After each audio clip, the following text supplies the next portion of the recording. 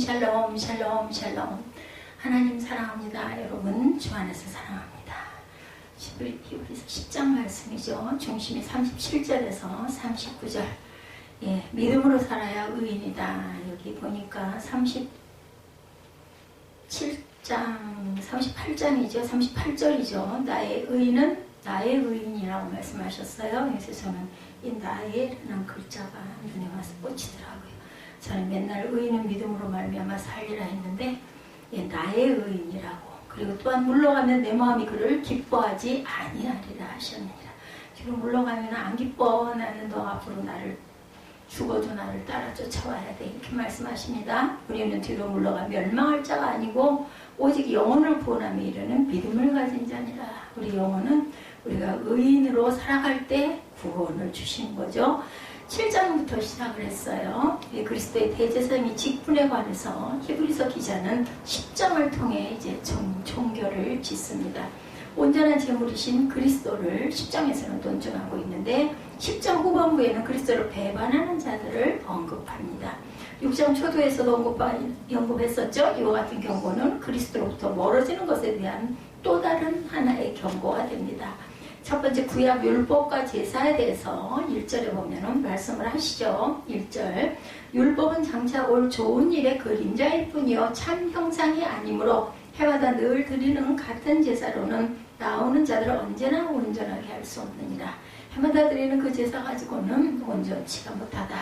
장차 좋은 일의 그림자다. 율법은 참형상이 아니다. 그림자와 참형상은 대조되는 낱말이죠. 구약과 신약의 제사를 대조 정반대입니다. 그죠? 낮과 밤이 반대이듯이 예, 좋은 일의 그림자가 율법은 단지 육체의 예법만 돼요. 개혁할 때까지 맡겨둔 것. 이처럼 율법은 예표적인 성격을 띈 것으로 불완전하고 잠정적인 것이므로 완전한 것으로 대체되어야 할 필요성이 있었기 때문에 예수 그리스도가 오셨다. 율법은 우리로 하여금 죄를 깨닫게 하고 몽학선생이라고 그러죠. 그리스도에게로 인도하는 몽학선생의 역할을 성실히 수행할 뿐이다. 하늘에 있는 모형과 그림자로의 율법 히브리서 8장 5절입니다. 그들이 섬기는 것은 하늘에 있는 것의 모형과 그림자라. 모세가 장막을 지게 할 때 지시하심을 얻은 것 같으니 이르시되 삼가 모든 것을 산에서 내게 보이던 본을 따라 지으라 하셨느니라. 아무것도 온전케 할 수 없는 율법이다. 히브리서 7장 10절에 증거합니다. 율법은 아무것도 온전하게 못할지라 이에 더 좋은 소망이 생기니 이것으로 우리가 하나님께 가까이 가느니라. 더 좋은 소망은 뭐예요? 구원이신 예수 그리스도시죠. 구약 제사의 역할에 대해서 두 번째로 또한 증거합니다. 율법이 장차오는 좋은 일의 그림자일 뿐 참 형상이 아니므로 율법을 쫓아 해마다 드리는 속죄 제사로는 인간의 양심을 온전케 할 수 없다. 1절에 그랬죠. 구약 제사가 그림자가 아니라 실체였다면 한 번만 제사를 드려도 완전한 속죄가 이루어졌을 것인데 불완전한 구약의 피제사는 외부적인 정결을 가져다 주기는 하지만 완전히 죄를 없애주지는 못하므로 피제사는 다시 드려야 된다. 저는 그냥 알코올 생각이 잠깐 나더라고요. 잠깐 닦으면 부위는 소독이 되지만 그게 완전하게 나아야 그죠? 상처가 이제는 더 이상 알코올이 솜이 필요 없습니다. 짐승의 피가 죄를 사하지 못했으나 율법을 쫓아들인 구약제사는 사람들로 하여금 자신의 죄를 깨닫게 하고 기억하게 한다. 3절에 말씀합니다. 이 제사들에는 해마다 죄를 기억하게 하는 것이 있나 이는 4절에 황소와 염소의 피 간등이 죄를 없이 하지 못함이라. 5절에 그러므로 주께서 세상에 임하실 때 이르시되 하나님의 제사와 예물을 원하지 아니하시고 오직 나를 위하여 한 몸을 예배하셨도다. 예수 그리스도시죠. 6절에 번제와 속죄제를 기뻐하지 아니하시나니 이에 내가 말하기를 하나님이여 보시옵소서 두루마리 책에 나를 가리켜 기록된 것 같이 하나님의 뜻을 행하러 왔나이다 하셨느니라. 위에 말씀하시기를 주께서는 제사와 예물과 번제와 속죄제를 원하지도 아니하고 기뻐하지도 아니하신다 하셨고 이는 다 율법을 따라 드리는 것이라. 그 후에 말씀하시기를 보시옵소서 내가 하나님의 뜻을 행하러 왔나이다 하셨으니 그 첫째 것을 폐하심은 둘째 것을 세우게 하심이라. 이 뜻을 따라 예수 그리스도의 몸을 단번에 들이심으로 말미암아 우리가 거룩함을 얻었도다. 예수 그리스도가 오셔서 우리를 위해서 단번에 자신의 생명을 들여주심으로 인하여 우리는 거룩함을 얻고 그 부활의 영광을 통하여 또한 우리도 부활하는 새 생명을 얻게 됐다라고 소개하죠.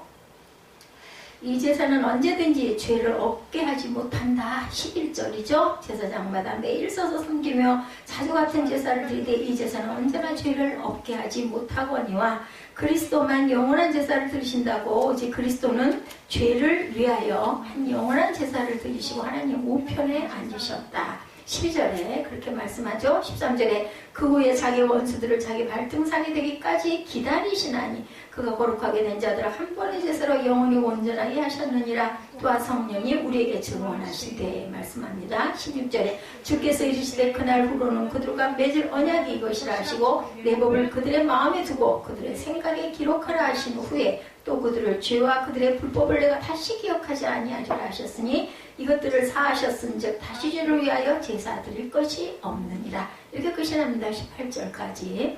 그리스도께서 예비해 두신 하나님은 죄인들의 율법을 쫓아들인 구약의 제사로는 거룩해질 수 없음을 잘 알고 계셨습니다. 그래서 이미 영원 전부터 그리스도와 구속의 언약을 맺으시고 죄인들을 구속하시기 위해서 그리스도의 몸을 희생 제물로 모하셨다, 예비하셨다.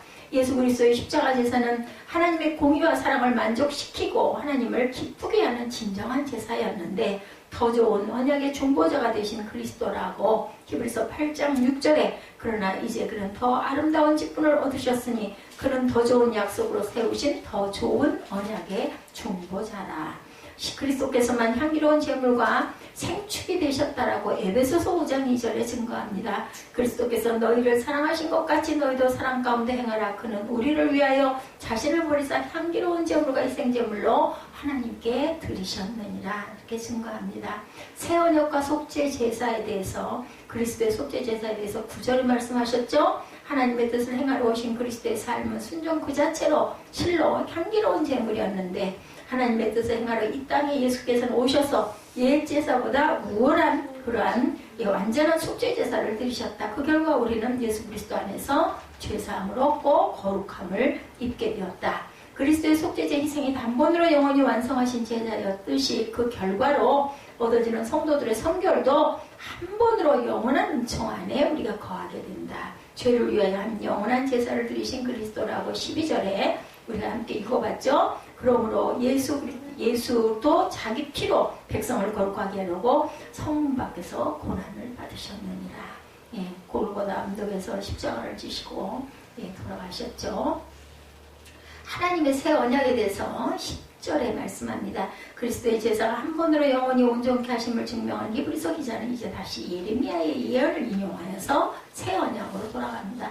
예레미야가 뭐라고 그랬어요? 31장 33절에 보면 새 언약을 증거하시는 성령께서는 이제 사죄의 제사가 다시는 필요 없음을 증거하셔서 우리로 하여금 사죄 제사의 불필요함을 확증하게 하신다. 성령께서 우리에게 새 언약에 대해서 증거하셨죠. 그것은 옛 선지자 예레미야를 통해서 하신 말씀으로 마음과 생각에 기록한 것이었다. 이스라엘 집과 유다 집에 세우신 언약이라고 예레미야 31장 31절에 야훼의 말씀이니라. 보라 날이 이르리니 내가 이스라엘 집과 유다 집에 새 언약을 맺으리라. 보혜사 성령께서 그리스도를 증거하셨습니다. 요한복음 15장 26절에도 내가 아버지께로부터 너에게 보낼 보혜사 곧 아버지께로부터 나오시는 진리의 성령이 오실 때 그가 나를 증언하실 것이요 이렇게 말씀합니다. 성령께서 증언하시죠? 지금도 이 자리에 성령께서 우리와 함께 계신 줄 믿습니다. 예수 그리스도가 십자가를 지고 돌아가심으로 인하여 하늘로 올라가시면서 우리 모두에게는 마음밭에 성령 하나님을 주셨어요. 그리스도를 내 안에서 그리스도가 사시는 것이 성령께서 사심입니다. 온전한 믿음으로 나아가자. 22절에 보면 이렇게 증거합니다. 19절부터 우리 함께 볼까요? 영혼을 구원함에 이르는 믿음을 가지라고 말씀합니다. 그러므로 형제들아 우리가 예수의 피를 힘입어 성소에 들어갈 담력을 얻었습니다. 그 길은 우리를 위하여 휘장 가운데로 열어놓으신 새로운 살 길이요 휘장은 곧 그의 육체니라. 찢어졌죠. 또 하나님의 집 다스리는 큰 제사장이 계심에 우리가 마음의 뿌림을 받아 악한 양심으로 벗어나고 맑은 물로 씻음을 받았나니 참 마음과 온전한 믿음으로 하나님께 나아가자. 이제는 온전한 마음으로 하나님의 보좌 앞에 담대히 나갈 수 있어요. 휘장이 찢어짐으로 인하여서 우리가 이제는 뭐 제사장이 대제사장이 성소와 지성소로 들어가서 하고 우리는 밖에서 기도하고 있을 필요가 절대로 없다. 직접 가서 예수님을 뵐 수가 있습니다. 기독교인들은 하나님께 가까이 나아가는 것이 삶의 궁극적인 목적이 되어야 합니다. 오늘도 하나님을 뵈려고 우리가 나와 있죠. 은혜 보좌 앞에 나아갈 수 있게 됐습니다. 이 일로 인하여 히브리서 4장 16절에 그러므로 우리는 긍휼하심을 받고 때를 따라 돕는 은혜를 얻기 위하여 은혜의 보좌 앞에 어떻게 해요? 담대히 나아갈 것이니라 증거합니다. 하나님께 가까이 함이 성도에게 복입니다. 시편 73편 28절에 하나님께 가까이 함이 내게 복이라 내가 주 야훼를 나의 피난처로 삼아 주의 모든 행적을 전파하리다. 구약에도 시편 기자는 이렇게 주를 증거하고 전파하겠다고 복음 증거 그 굿뉴스를 이렇게 전파하겠다고 하나님께 약속을 하죠. 23절에 보면 인내하라고 말씀합니다. 23절입니다. 또 약속하신 이는 미쁘시니 우리가 믿는 도리의 소망을 움직이지 말며 굳게 잡고 서로 돌아보며 사랑과 선행을 격려하며 모이기를 피하는 어떤 사람들의 습관과 같이 하지 말고 오직 권하여 그날이 가까움을 볼수록 더욱 그리하자. 우리가 진리를 아는 지식을 받은 후 진지 죄를 범한 즉 다시 속지 않은 제사 같고 오직 무서운 마음으로 심판을 기다리는 것과 대적자를 태울 맹렬한 불만이 있으리라. 심판만 남아있다. 모세의 법을 폐한 자도 주세 증인으로 말미암아 불쌍히 여김을 받지 못하고 죽었거든. 하물며 하나님의 아들을 짓밟고 자기를 거룩하게 한 언약의 피를 부정한 것으로 여기고 은혜의 성령을 욕되게 하는 자가 당연히 받을 형벌은 얼마나 더 무겁겠느냐. 너희는 그것을 생각하라. 용서받을 수 없는 죄라고 말씀하시죠. 구약시대에 있어서 모세의 율법을 어기는 자는 하나님을 배척한 자로 여겨져서 사형에 처해졌어요. 배교가 곧 하나님의 아들이신 그리스도를 거절하는 것일 뿐만 아니라 모욕하는 신성모독죄라고 그러죠. 행위물 히브리서 기자는 하나님의 아들을 밟는다. 29절에 짓밟았다라고 표현하죠. 그리고 거룩하게 한 언약의 피를 부정하게 여긴 것이다. 또한 성령을 욕되게 성령 회방죄 주고 마땅하죠. 성령을 회방하면 사하심을 절대로 얻지 못한다. 마태복음 12장 31절입니다. 그러므로 내가 너희에게 이르노니 사람에 대한 모든 죄와 모독은 사하심을 얻되 성령을 모독하는 것은 사하심을 얻지 못하겠고 하나님의 성령을 근심하게 하지 말아야 할 성도다. 에베소서 4장 30절입니다. 하나님의 성령을 근심하게 하지 말라. 그 안에서 너희가 구원의 날까지 인치심을 받았느니라 말씀합니다. 영관 산업이 있다고 35절에 증거하고 있습니다. 35절에 보면 우리 어디까지 읽었죠? 30절부터 보죠. 원수가 없는 것이 내게 있으니 내가 갚으리라 하시고 또다시 주께서 그의 백성을 심판하리라 말씀하신 것을 우리가 아나니 살아계신 하나님의 손에 빠져들어가는 것이 무서울진저 전날에 너희가 빛을 받은 후에 고난의 큰 싸움을 견뎌낸 것을 생각하라. 33절에 혹은 비방과 환난으로 사람에게 구경거리가 되고 혹은 이런 형편에 있는 자들과 사귀는 자가 되었나니 너희가 갇힌 자를 동정하고 너희 소유를 빼앗기는 것도 기쁘게 당한 것은 더 낫고 영구한 소유가 있는 줄 알미라. 그러므로 너희 담대함을 버리지 말라. 이것이 큰 상을 얻게 하느니라.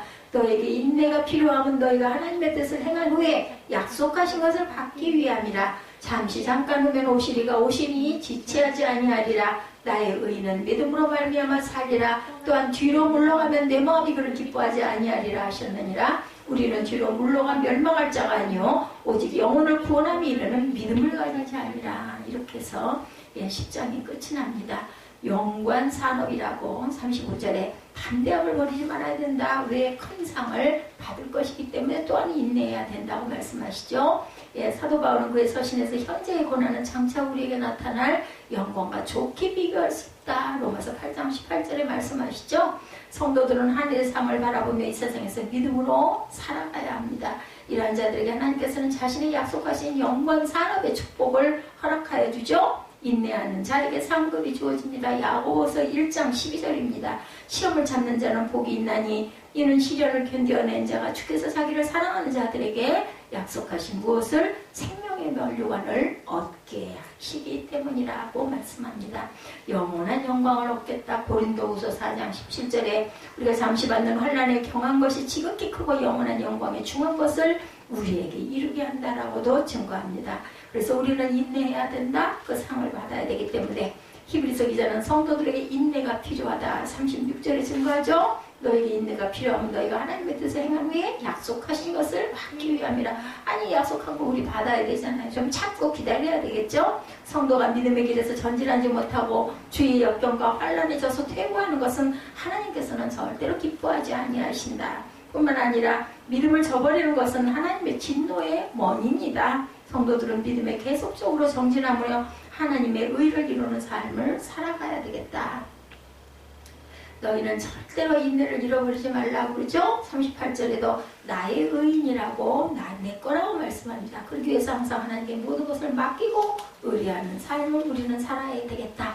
목적지에 이르기 위해서는 반드시 인내가 필요합니다. 우리가 어디 뭐 짧은 등반을 해도 어딘가 목적지를 갈 때도 우리가 길을 잠깐 잃어버려서 내비게이션을 잘못 보거나 지나치거나 할 때도 참고 거기를 다시 돌아서라도 꼭 그 자리에 가야 되죠. 왜냐하면 목적을 달성하기 위해서 우리가 삶 속에서도 그런데 하다못해 하나님의 나라를 우리가 상급으로 받을 때 그거 인내해야 되겠죠. 출발을 잘하고 재반 여건이 충족되어 있다 할지라도 인내하지 못하면 목적지에 이룰 수가 없다. 자, 잘 참고 잘 가야 돼. 잘 정신을 차리고 그저 어디 갈 때 믿음은 하나님의 선물이다. 에베소서 2장 8절 너희는 그 은혜에 의하여 믿음으로 말미암아 구원을 받았으니 이것은 너희에게서 난 것이 아니요 하나님의 선물이라. 복음을 의지하여 우리는 승리해야 됩니다. 로마서 1장 17절에 복음에는 하나님의 의가 나타나서 믿음으로 믿음에 이르게 하나니 기록된 바 오직 의인은 믿음으로 말미암아 살리라 라고 함과 같으니라. 똑같은 말씀을 이렇게 하고 있죠. 예, 우리는 십자가에서 그리스도의 속죄 제사로 인해 죄 사함 받은 성도들이 고의적인 죄를 범할 경우에 어떤 결과를 초래하는 것인지를 알 수가 있었죠. 따라서 우리는 신앙의 경주를 함에 있어서 신앙의 인내가 꼭 필요함을 알고 인내하는 성도들이 되어야 되겠다. 오늘 본문에 나의 의인은 믿음으로 말미암아 살리라. 오늘 제목입니다. 예, 로마서 1장 17절에도 나왔었죠. 복음에는 하나님의 의가 나타나 믿음에서 믿음에 이르게 하나니 기록된 바 오직 의인은 믿음으로 말미암아 살리라. 로마서 1장 17절. 구약 합국 2장에도 나옵니다. 2장 4절에 보라 그의 마음은 교만하며 그 속에서 정직하지 못하나 의인은 그의 믿음으로 말미암아 살리라. 똑같은 말씀을 구약과 신약에서 함께하고 계시는 아주 중요한 말씀. 히브리서에서 로마서에서 하박국이 이렇게 고백합니다. 성경에 여러 번 같은 말씀이 반복하고 등장하는 이유는 왜 그렇겠어요? 중요하기 때문에 그렇죠? 강조하는 거죠. 너무 중요해서 한 번만 해서는 안 되니까 강하게 강조하려 하기 때문에 여러 번 반복을 합니다. 오늘 38절에 나의 의인은이라고 예수님이 보시는 의인, 나의 의인의 기준을 명확하게 말씀하죠. 나의 의인은 뭐로요? 믿음으로 말미암아 살리라. 또한 뒤로 물러가면 내 마음이 그를 기뻐하지 아니하리라 하셨느니라. 성경적 기준에서 의인은 믿음으로 사는 사람이라고 제가 여러 번 강조해서 말씀드렸습니다. 착하게 사는 사람이 아니라 오직 믿음으로 사는 사람이다. 착한 것도 필요합니다. 성실한 것도 필요합니다. 그러나 그보다 믿음으로 사는 것이 훨씬 중요하다.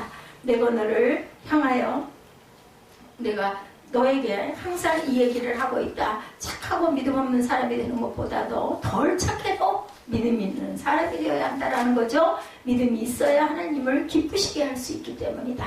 믿음이 있으면 하나님께 나아갈 수 있고 믿음이 있어야만 하나님께 칭찬을 듣고 상을 받을 수 있기 때문이다. 오직 믿음으로 살며 믿음을 적극적으로 표현하는 하나님께 의인으로 인정받기를 축복합니다. 우리 주변의 목사님들을 보면 정말 보면은 열심히들 목회 생활 열심히 하셔요. 근데 어째서 저렇게 열심히 있는 분들을 귀하게 안 쓰실까? 이런 경우들이 있습니다. 보면 착하고 성실한 분들 중에 정말 많은 분들이 목회를 참 어려운 경우를 많이 겪는 반면에 하나님의 일꾼으로 능력 있게 사역하는 목사님 중에는 별로 그렇게 은혜스러워 보이지 않는 분들이 아주 크게 목회를 하시는 분들이 많아요. 왜 하나님은 저런 분에게 능력을 주실까라고 여겨질 만큼 많이 세상적이어 보이고 대화를 하는 것도 은혜가 별로 없고 무슨 땅이 어떻고 뭐 이런 얘기들 많이 해요. 그러면 아니 저 양반은 도대체 부동산 해가지고 돈을 많이 벌어가지고 무엇을 하시려고 그러면 그런 얘기 하시거든요. 그게 목회를 하려면 땅값이 올라가가지고 좀 이렇게 돈이 있어야 목회를 하니까 그런다. 이런 얘기할 때 보면 그냥 별로 은혜가 없는 거예요. 너무 돈 하시는데 그런 분들을 보면은 굉장히 크게 목회를 하시는 분들이 많습니다. 열심히 정신이 무릎 꿇고 기도하고 그냥 아주 그냥 이런 분들은 그냥 크게 목회를 이루지를 못하고 그냥 아주 어려움을 많이 당하시는 분들이 있습니다. 그래서 하나님께서는 착하고 인격이 훌륭한 사람을 쓰는 것이 아니라 이렇게 믿음의 그릇들, 각자 주신 그릇이 있죠. 성격이 괴팍하고 인격적으로도 별로 은혜가 없고 그죠? 실수를 잘하고 착한 성품을 지니지도 못했고 그런데도 하나님께서는 한 가지를 보고 쓰신다라는 거죠. 마음 안에 어떤 그냥 크게 잘할 거야 뭐 이런 마음 있으시겠죠.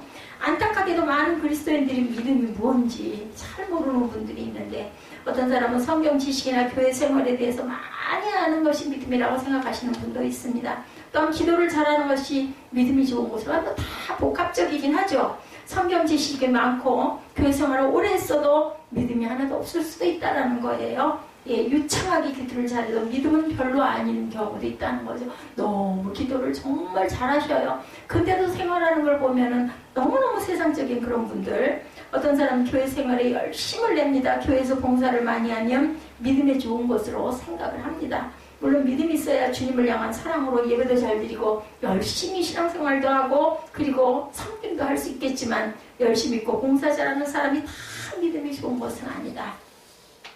그렇게 열성으로 교회 생활하는 사람도 믿음이 없어도 단 한 번의 시험을 만나서 주저하는 사람이 굉장히 많습니다. 보면은 정말 믿음이 있었다면 사람 때문에 실망하고 한순간 하나님을 떠나지는 않을 텐데 이런 시험이 들면 그럴 때 알 수가 있죠. 그래서 뭐 해야 된다고요? 인내해야 된다.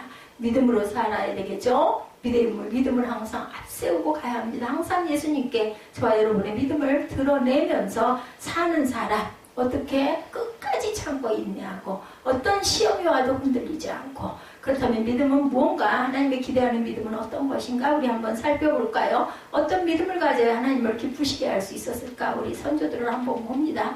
믿음은 담대함을 붙잡는 것이다 라고 35절에 말씀하죠. 그러므로 너의 담대함을 버리지 말라. 그것이 큰 상을 얻게 하느니라. 우리가 믿음으로 살아가려고 결단하면 가장 먼저 두려움과 맞서야 합니다. 믿음으로 순종하려는 순간 사단은 우리를 찾아와서 두렵게 합니다. 우리의 현실은 우리를 위협하는 두려운 요소들로 가득 차 있죠. 실패에 대한 두려움, 질병에 대한, 죽음에 대한, 또한 가난에 대한 이런 두려움들이 있습니다. 마다못해 교회 헌금 하나를 하려도 아이고 이 돈 쓸 데가 있는데 이런 그저 우리에게 마음의 갈등이 오기도 합니다. 쉬운 얘기로, 짧은 얘기로 비난에 대한 두려움, 행복을 잃어버릴지도 모른다는 그런 두려움, 온갖 두려움이 우리를 위협하고 우리 믿음을 빼앗아갑니다.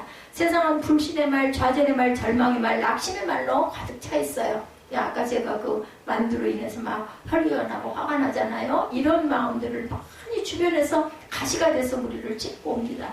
달라야 되는데 뭔가 믿음의 사람은 좀 달라야 돼. 그렇다고 맨날 당하고 있을 수는 없는 거 아니에요. 그래서 잠깐 우리는 항상 나도 모르는 사이에 그래 놓고 나서 또 마음이 불편하죠. 그런 우리들에게 하나님께서는 믿음을 심어주려고 약속의 말씀을 주셨습니다. 은혜의 말씀, 능력의 말씀을 주시죠. 우리 마음에 의심하고 염려하며 두려워하는 것을 고치려면 하나님의 말씀에 우리가 귀를 늘 기울여야 되겠다. 씻어내야 되죠. 로마서 10장 17절이죠. 그러므로 믿음은 어디서? 들음에서, 들음은 그리스도의 말씀으로 말미암느니라.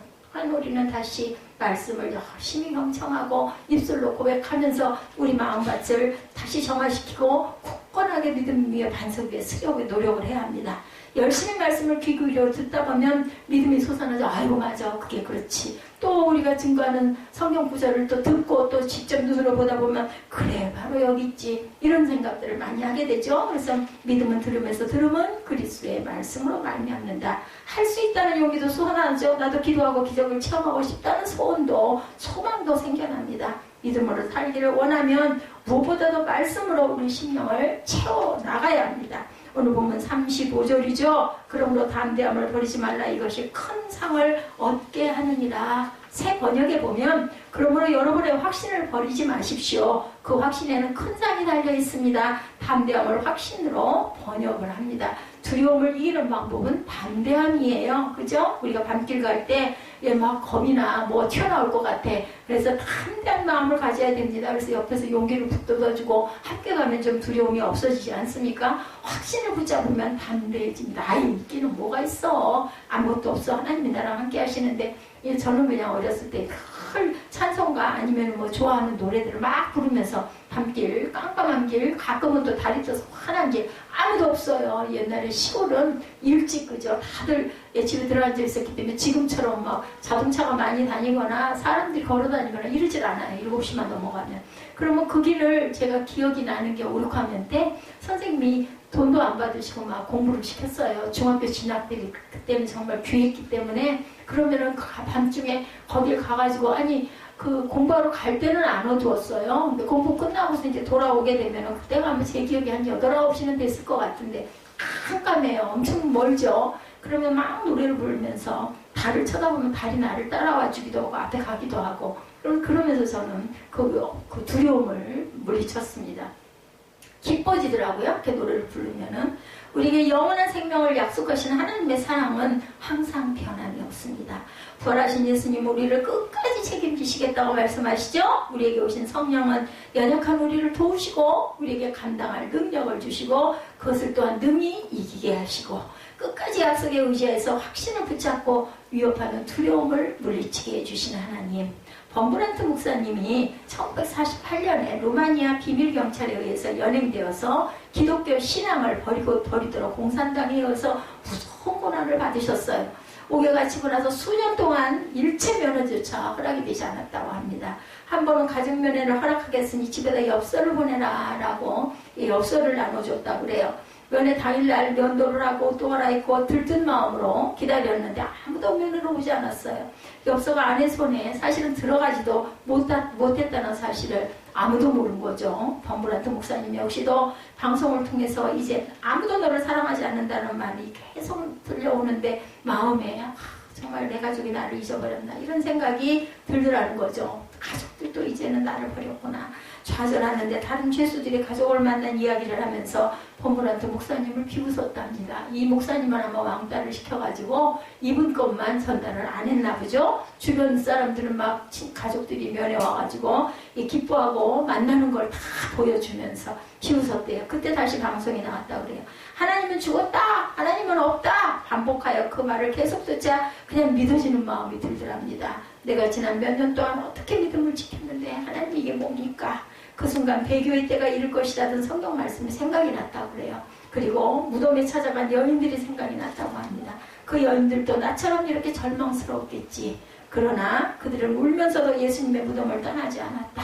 범브란트 목사님은 자신을 하나님께 드립니다. 이유를 알 수 없는 혼돈 속에서 자신의 판단까지 하나님께 맡겨버렸다고 합니다. 저는 그냥 울기만 하겠습니다. 무덤 곁에서 울던 여인들처럼. 결국 범브란트 목사님은 어떻게 됐을까요? 풀려났어요. 그 이후에. 그리고 그 목사님을 통해서 루마니아에 큰 영적 부흥이 찾아왔다고 합니다. 사단은 오늘도 같은 수법으로 성도들의 믿음을 빼앗아가죠. 온갖 세상의 말들을 우리 안에 가득 채워서 우리 믿음을 약하게 만듭니다. 믿음의 사람들을 넘어뜨리려고 사단은 염려와 낙심과 불안을 심기 위해서 오늘도 쉬지 않고 있습니다. 그런 사단의 전략을 꺾는 다른 방법은 없어요. 두려움에 담대함으로 맞서는 것밖에 없죠. 그러면 오직 하나님의 약속의 말씀을 굳게 붙들고 확신을 품고 가야 되겠다. 말씀에 귀를 기울여서 확신 위에 우리가 서야 되겠죠. 그래서 우리 찬송하죠. 굳건한 반석이시니 그 위에 내가 서리라. 그죠? 현실이 아무리 어려워져도 신실하신 하나님께 대한 확신으로 마음을 가득 채우시기 바랍니다. 확신을 붙잡음으로 불안과 염려, 두려움을 몽땅 몰아내셔야 합니다. 믿음으로 충만한 사람이 되어서 하나님을 기쁘게 하고 하나님께 큰 상을 받는 그러한 축복이 여러분에게 임하시기를 주님의 이름으로 축복합니다. 36절에 믿음은 인내하는 것이라고 말씀하시죠. 믿음의 여정에는 고난이 찾아올 때가 너무나 많습니다. 본문 바로 앞에 32절에 전날에 너희가 빛을 받은 후에 고난의 큰 싸움을 견뎌낸 것을 생각하라고 말씀합니다. 고난의 큰 싸움이 있었다는 거죠. 그러면서 33절에 혹은 비방과 환난으로 사람들의 구경거리가 되고 혹은 이런 형편이 있는 자들과 사귀는 자가 되었다라고도 말씀하죠. 34절에는 감옥에 갇힌 자들과 고통을 함께 나누었고 또한 자기 초유를 빼앗는 일이 있었다고도 합니다. 믿음으로 살다가 어마어마한 고난, 아까 범브란트 목사님처럼 그런 분들이 너무나 많았다고 그래. 핍박받고 그저 죽임당하고 어찌 그렇게 예수를 믿는 과정이 그렇게 험난했든지 그런데도 교회는 점점 더 많아지죠. 그러면 다 없어져야 맞는데 그죠? 성경에 나오는 사람들 중에 고난을 피해간 사람은 아무도 없었다라는 것. 하나님께 큰 사랑을 받은 사람일수록 더 큰 고난을 당하죠. 예, 아브라함도 요셉도 모세도 다윗도 그죠? 예레미야도 모두 고난의 골짜기들을 통과했습니다. 다윗은 골리앗을 쓰러뜨리고 모든 백성의 칭송을 받고 사울 왕의 사위가 됐어요. 그러나 그 사울의 질투로 고난이 찾아와서 계속 쫓겨 도망을 다니죠. 자신을 죽이려는 사울을 피해서 도망 다니죠. 적국인 블레셋 땅으로 도망가서 망명을 신청하지만 블레셋 신하들의 미움으로 전투에 참가하지 못하고 성으로 돌아왔는데 성은 불타고 가족들을 모두 다 포로로 잡혀가 버렸어요. 그러자 부하들이 다윗을 원망하고 돌을 들어 치려고 합니다. 다윗이 얼마나 다급했을까요? 그죠? 이제 죽었구나 했겠죠. 나라를 위해서 목숨을 걸고 싸우고 충성을 다한 다윗의 이런 고난이 왜 이렇게 연속적으로 찾아오고, 심지어는 아들까지도 그죠? 아버지를 죽이려고 막 쫓아다니고 성을 그저 뺏기도 하고 이런 일들을 엄청나게 다윗은 겪습니다. 오늘 우리에게 이런 고난이 찾아온다면 우리는 어떻게 이 고난을 맞아야 할까? 하나님께서 고난에 대해서 말씀하시죠. 고난이 올 때 견디고 인내하라고 말씀하십니다. 우리는 시험과 시련을 당하고 시기와 다툼을 겪고 그리고 또한 말로 상처를 받습니다. 억울하게 오해를 받고 비난을 당하기도 합니다. 그로 인해서 고통스러울 때 어떻게 해요? 참아야 된다고 그러네요. 인간관계에서 어려움이 생기고 고통을 겪을 때 참아야 됩니다. 참지 못하고 직접 해결해 보냈다고 팔을 걸어붙이고 나서면 결국은 그죠? 은혜가 떨어지죠. 오해는 증폭되고 상처는 깊어지고 문제는 더욱더 커지고 그리고 아주 그냥 볼품이 사나워지죠. 우리가 살면서 인간관계가 깨져서 겪게 되는 고난이 가장 아픕니다. 그렇게 아플 때 최선의 방법은 참는 것. 조금 참고 견디면 아픔은 지나가죠. 문제도 풀립니다. 관계도 회복이 됩니다. 환경으로 오는 고통도 있습니다. 질병이나 가난, 사고나 실패 등으로 오는 고난도 있습니다. 이럴 때 참고 견디는 걸 어떻게 함으로? 주만 바라봄으로, 말씀으로, 아니면 찬양으로 우리가 굳게 서야 되겠죠? 우리는 연약해서 환경이 조금만 나빠져도 그죠? 많이 믿습니다. 우리는 연약해서 누군가의 말 한마디에도 크게 상처를 받습니다. 고난이 찾아올 때 뛰쳐나가지 말고 참고 인내하라고, 고난을 피해서 도망가지 말고 도망간다고 고난이 멈추는 게 아니라고 기도하며 참고 견디면 주님께서는 우리의 필요를, 우리 아픔을 아시기 때문에 고통 속 문제를 해결해 주시고 합력하여 선을 만들어 주신다고 말씀합니다. 고난을 참고 견디면 흔들리지 않는 것이 결국은 믿음으로 사는 것이다. 주님께 인정받을 때까지 잘 참고 견디라고 말씀하죠. 믿음은 또한 물러서지 않는 것이라고 39절에 말씀하시죠. 우리는 뒤로 물러가 멸망할 자가 아니요 오직 영혼을 구원함에 이르는 믿음을 가진 자니라 이렇게 증거합니다.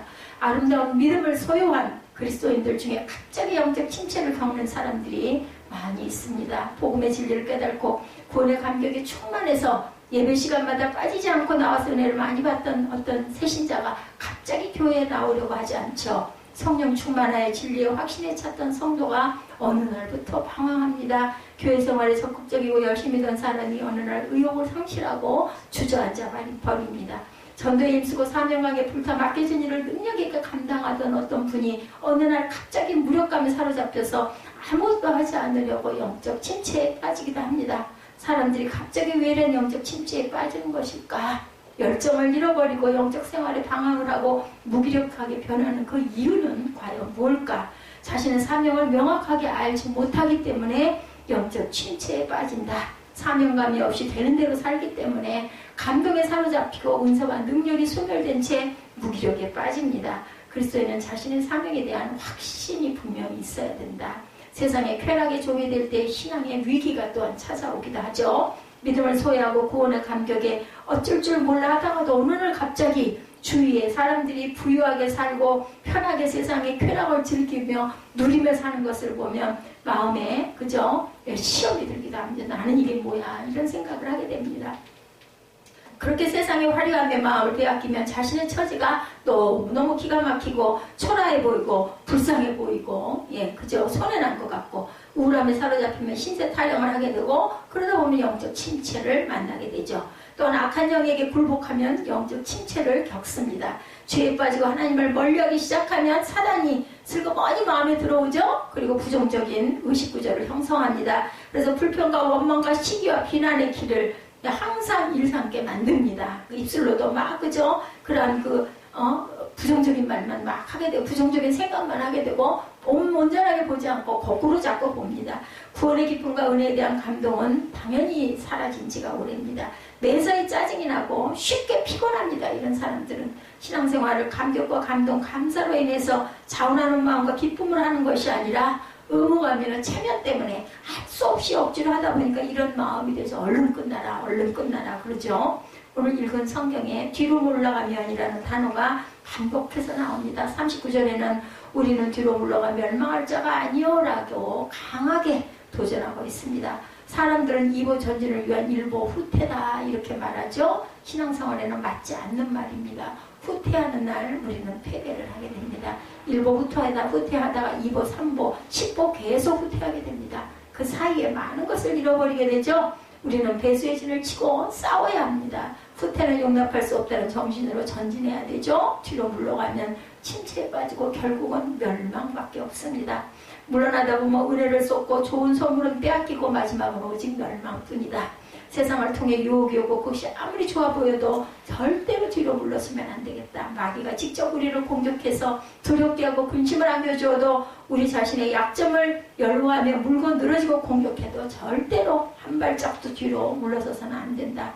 무서운 핍박이 와도 너무 힘들어 쉬고 싶어도 그리고 비난의 말이 화살처럼 날아와도 복음의 진리와 사명을 놓아버리고 뒷걸음 치지 말아야 된다. 끝장입니다. 어떤 상황에서도 앞으로 전진하려고 온 힘을 쏟아야 합니다. 성도에게는 전진만이 있어야 합니다. 결코 물러서서는 안 됩니다. 우리가 뒷걸음질을 치면 사단은 기뻐하겠죠. 왜냐하면 자기의 의도대로 자꾸 되어가니까 조금만 더 뒤로 하고 부릅니다. 결국은 낭떨어지고 추락하고 그러면 사망입니다. 사람이나 고난 때문에 굴복하고 주저앉는다면 사단은 목적을 달성했다고 묻겠죠. 반면에 하나님께서는 우리가 물러나면 안타까워하십니다. 내가 너를 위해 얼마나 큰 노래를 주었는데 다 잊고 물러나느냐 안타까워하시죠. 내가 너를 향해 얼마나 큰 기대를 품고 있는데 어마어마하게 큰 일을 너를 통해 이루려고 계획을 세웠는데 여기서 포기한단 말이냐 하시면 탄식하십니다. 주님을 기쁘게 하는 사람이 되어야 되겠죠. 뒤로 물러나지 말고 항상 상을 바라보고 믿음을 동경하며 앞으로 향해 전진해야 됩니다.